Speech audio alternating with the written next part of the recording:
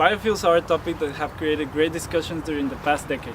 For some, it's the way to reduce our carbon emissions. For some others, it's just a good idea with very bad consequences. Although the concept of biofuels might seem to some of us as new as innovative, in the 1900s Mr. Rudolf Diesel had already envisioned his new motor to run on peanut oil.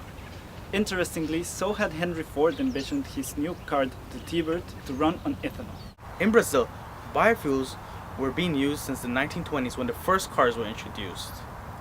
During World War II, due to threatened oil supplies, Brazil used ethanol and blended it with their gas up to 50% in order to alleviate the rising oil prices. Since the 1980s, Brazil has gone on to become the largest producer of biofuels. But in 2005, due to US mandates, the US started using its corn surpluses to outproduce Brazil and has now become the world's largest producer of biofuels. In this video, we will analyze how the biofuel industry is divided and how mandates set in 2005 affected commodity prices used in making these fuels. Due to recent changes in policy, the world production of biofuels has skyrocketed in the past decade. In 2011, biofuel production almost reached 2 million barrels per day, more than a 500% increase since the year 2000.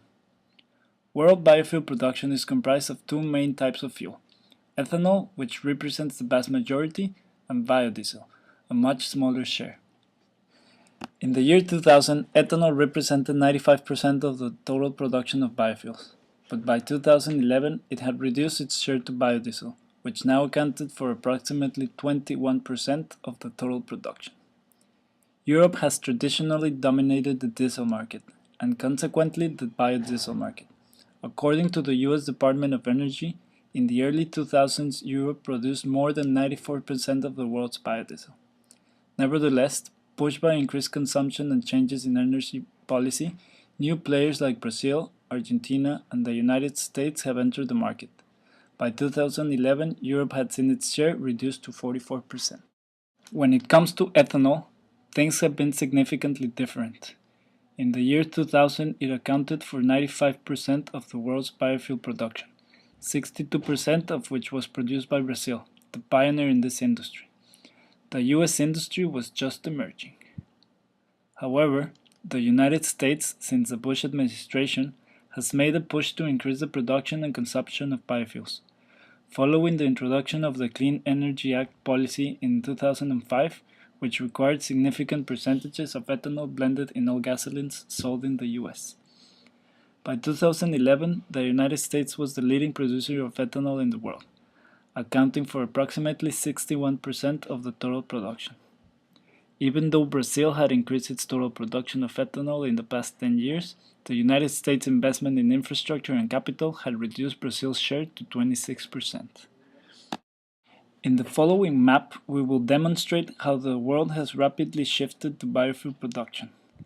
In the year 2000, only Brazil and the US produced a significant amount compared to the rest of the world. The green parameter, which includes virtually every country in the world except Brazil and the US, demonstrates most countries had a no production of biofuels. Over the years, we can see a clear change in the production of biofuels. Many factors, such as the world becoming more environmentally conscious, expected depletion of the world's petroleum stock, and the increasing number of countries introducing renewable fuel policies, led by the US and the European Union, have fueled this increase. Canada, Argentina, Europe, India, and China are beginning to emerge as the world's players in biofuel production. Now that we have a broad understanding of the world biofuel industry, there are a million questions we can ask ourselves.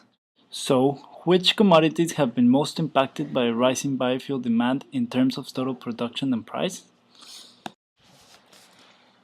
To address these questions, we will follow the next approach. As ethanol represents the vast majority of biofuel production, we will concentrate on it. In the same way as the US and Brazil are major players in this industry, we decided to analyze how their demand for ethanol has related to the prices of maize and sugarcane, and how its total production has affected these commodities. First of all, let's look at the crops involved in ethanol production. This bar chart demonstrates that the two main commodities used are sugar crops, which includes mainly sugarcane, and coarse grains, which includes mainly maize. Together, they represent almost 80% of ethanol feedstock in the world. Brazil produces mostly sugarcane-based ethanol, while the US produces mainly maize-based ethanol, best known as corn ethanol. In this graph, we analyze the Brazilian production of sugarcane and maize over a 10-year period. It clearly shows that around 2005 the production of sugarcane begins to rise rapidly. This indicates that Brazil more than likely began increasing its supply of sugar to meet the increased demand for bioethanol. This map shows the world sugar production. In 2000, we can see that Brazil and India were major producers of sugarcane. By 2005, Brazil had increased its production by more than 50%, using most of its surplus sugar for ethanol production. In 2011, we see the emergence of China as a major sugar producer, along with Brazil and India. This graph shows the US production of sugarcane percent change since 2000. We can see that between 2001 and 2011, production of maize increased by 20%, while the production of sugar declined by more than 20%. One of the reasons why sugarcane production declined in the US could be attributed to farmers anticipating higher prices of maize, therefore allocating more land to growing maize and taking advantage of rising prices of corn. This graph shows the growth in US prices over a 20-year period. As we can see, the price of maize spikes up around 2005. Around this time, the US implemented mandates to increase the use of biofuels. This in turn fueled an increased demand for maize, and a price surge resulted in corn. In this graph, we show the relationship between the price growth of coarse grains in a 20-year period. Researchers speculate that the reason behind this increase was a result of lower supply from farmers, since they shifted their attention to growing corn. In Brazil, the prices of sugarcane remained relatively stable between 2001 and 2004. Then, between 2005 and 2011, it rose by more than 300%.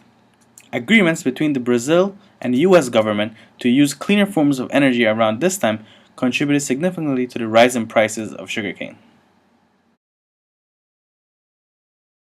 So the increased demand for corn for biofuels, I think the biofuel mandate in the US has had a significant impact. At least some research seems to suggest that the biofuel mandate in the US has an impact on corn prices. Whether how big the impact is, I think that's an empirical question that I'm not exactly sure about the data. I haven't seen any research which says sugarcane prices have gone up due to the biofuel requirements. I mean, you'd expect a similar effect, but it will obviously depend on how big the sugarcane biofuel mandate is relative to its demand, its supply, and if the biofuel mandate is only in Brazil, how much of a world market player Brazil is and how linked to the world trade it is, that would impact whether the prices should go up or down or enough. Thank you. Okay.